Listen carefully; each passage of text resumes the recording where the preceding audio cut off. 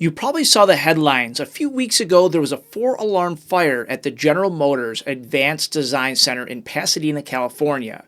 Over 100 firefighters on scene, hazmat crews, and a ton of smoke. You found Stashed. I'm Pat, firefighter, mechanical engineer, and battery guy.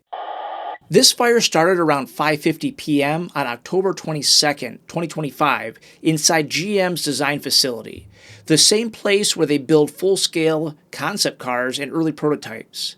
Now, things escalated fast. The first units on scene reported heavy smoke, zero visibility inside, and had no clear idea of what was burning. That large volume of smoke and uncertainty was enough to push it into a third alarm fire pretty fast. If you're a firefighter, you know what that means. And typically it means you have a significant fire.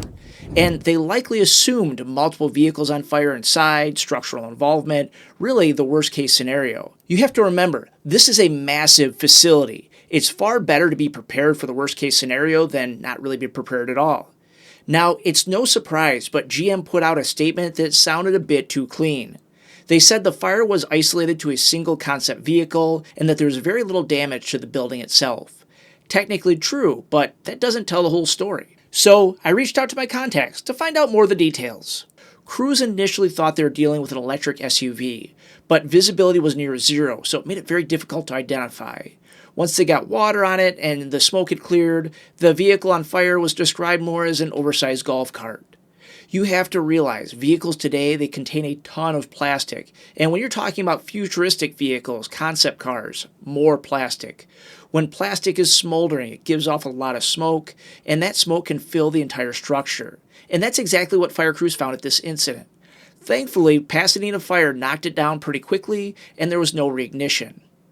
In a way, this feels a lot like the Faraday's Future incident, of course without the explosion. But after the fire was out, LA Hazmat took over, and they were working with GM to safely remove the vehicle and dismantle what was left of the battery system. So, why did this go to a third alarm? Realistically, because nobody knew what they were getting into. There was dense smoke, they know there's electric vehicles inside, and limited ventilation in a massive structure filled with all sorts of prototypes.